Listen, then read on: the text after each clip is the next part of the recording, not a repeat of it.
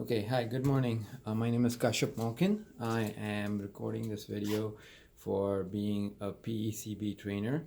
The slides I'm going to follow along are the day one slides for certified ISO 13485 lead auditor. A little background about me. I've been doing this for over 15 years now, 12 of which were being active auditors in the medical device field. A lot of ISO 13485 audits conducted on behalf of either my client company or also on behalf of other companies. I work for some companies such as GE Healthcare, BD, CareFusion in this industry, and having audited equally big and small companies all over the world. A large part of what I do is use the auditing techniques of using a standard of ISO 13485 to help develop or understand the QMS and assess it at the client site. So the course for today is going to be day one presentation for lead auditor. It's a 4-day course normally with an exam following it. We'll cover the course objectives, certification process, fundamentals of quality systems and med device, and QMS. A large part of the presentation will be augmented with either examples that are relevant to that particular topic, derived either from my or experiences from other team members that will help you implement the process as well.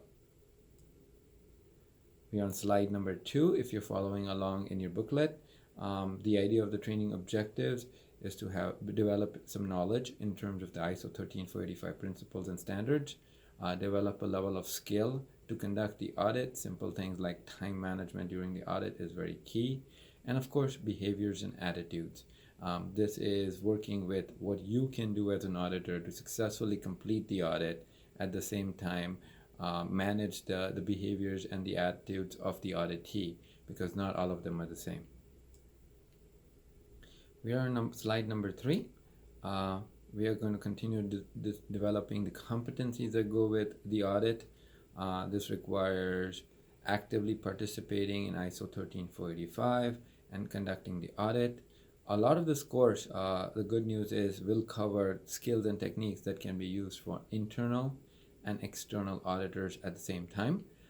There will be subtle differences which we'll point out during the course of the audit, the audit training. But more importantly, it's important to remember that when you're conducting an audit, you want to apply the same principles, whether it be for your own company internally or externally. All right, we're going to switch gears a little bit into slide number 4, which talks about ISO standards. This is on a very macro level, understanding ISO, International Standards Organization, as an organization. Just so you know, it's one vote per country. Membership into the ISO standards is voluntarily. Businesses don't have to get ISO certified or registered. They can have a QMS that is not certified to ISO, and that is perfectly okay. The standards are developed based on consensus approach at ISO, and it's international in nature, so it has to accommodate for a lot of other countries and how people conduct businesses. So keep that in mind as you assess these auditors, because there might be more than one way to skin a cat. Slide number 5, and this is probably the last slide we'll be able to cover in the 5 minutes. We'll talk about the certification process. The way for ISO certification works, it's through an accredited body. What you have to do is you have to implement an ISO 13485 relevant managed QMS system. The internal audits are done for the top management of the company. Then a certification body is used. A certification body is certified by an accredited agency. ISO doesn't certify people or companies. A pre-assessment audit is conducted, and then a stage 1 audit is conducted. We have some off-site reviews, and that's also a type of audit where you review documentation provided to you off-site. They call it desk audits, and we'll talk a lot of that as well. The principles are pretty similar. Then step 6 on stage 2 audits, it's usually conducted on site. We are accredited auditors to perform the audit. If everything looks good, an ISO certificate is recommended for that particular company. If there are issues, significant findings, then a recommendation of a follow-up audit, which is step 7, might be done.